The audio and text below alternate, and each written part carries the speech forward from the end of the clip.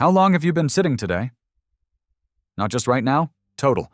Add it up, the commute, the desk, the meetings, the sofa, dinner, the hour before bed with your phone. For most adults in the developed world, the answer is somewhere between 9 and 13 hours. Per day. Every day.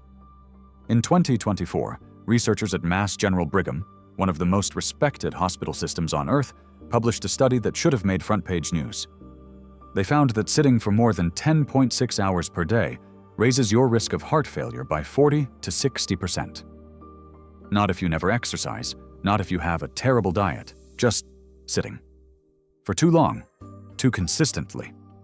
And before you reach for the obvious defense, I go to the gym, I go for a run, I'm active, I need to stop you there, because the research has something uncomfortable to say about that too.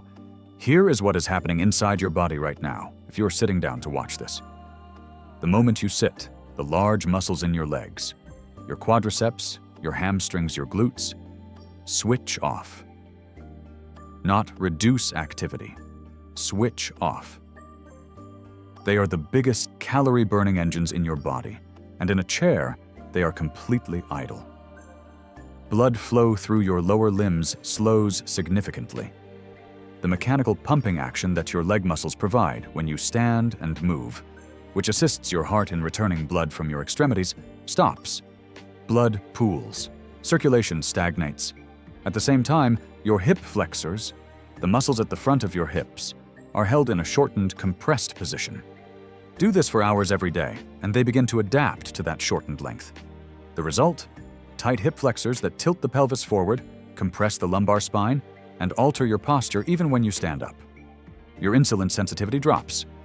Research shows that even a single day of prolonged sitting reduces the muscle's ability to absorb blood sugar, a precursor to the metabolic dysfunction that eventually becomes type 2 diabetes.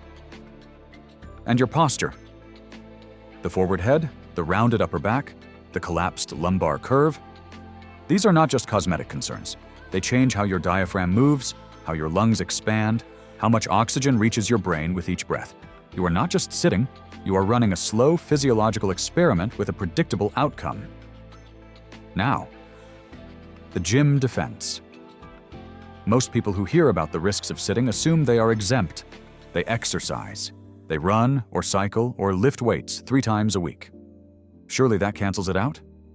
In 2016, researchers published what remains one of the most important public health studies of the last decade. They analyzed data from 1.4 million people across 16 studies, and they asked a precise question: does physical activity eliminate the mortality risk of prolonged sitting? The answer was nuanced and alarming. For people who sat for fewer than 4 hours per day, regular physical activity completely canceled the mortality risk. But for people sitting 8 or more hours per day, which describes most office workers, even 60 to 75 minutes of moderate daily exercise only partially offset the damage. Read that again. 60 to 75 minutes of daily exercise, far more than most people do, was not enough to fully counteract the effects of 8+ hours of sitting. The researchers gave this a name: active couch potato syndrome. You can be genuinely fit and genuinely active, and still be at elevated risk if the hours you are not exercising are spent almost entirely seated. This is not a reason to stop exercising. Exercise is essential. It is a reason to understand that exercise and sitting are 2 separate variables, each with independent effects on your lifespan. Reducing one risk does not automatically reduce the other. The question is not, am I active? The question is, how many hours am I still?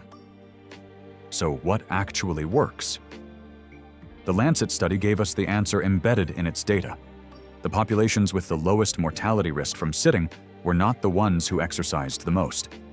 They were the ones who interrupted their sitting most frequently.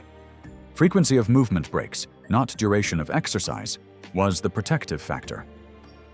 Here are the 4 interventions with the strongest evidence behind them. Fix 1. The 30-minute rule. Set a timer on your phone, your watch, your computer for 30 minutes. Every time it goes off, stand up. You do not need to exercise. You do not need to walk anywhere. You just need to stand for 60 seconds, then sit back down. This interrupts the biological cascade of prolonged sitting. Your muscles re-engage, blood flow resumes, insulin sensitivity is partially restored. The Lancet data suggests that breaking sitting time every 30 minutes is more protective than a single block of exercise at the end of the day. Fix 2. Walk after every meal. A 10-minute walk after eating blunts the post-meal blood sugar spike by approximately 30%. 3 meals, 3 walks. 30 minutes of movement distributed across the day at precisely the moments it does the most good. No gym required, no special equipment. Fix 3. Reposition your work environment. Raise your monitor so your eye line meets the top third of the screen. This alone corrects the forward head position. Take all phone calls standing. Walk to a colleague rather than emailing. Every architectural friction that forces movement is a passive win. Fix 4. The evening sit audit. Track your total daily sitting time for 1 week. Most people are genuinely shocked by the number. The target is simple. Keep total daily sitting below 8 hours. Below 8 hours, with regular movement breaks, the risk profile looks dramatically different. Here is the single most important takeaway from everything in this video.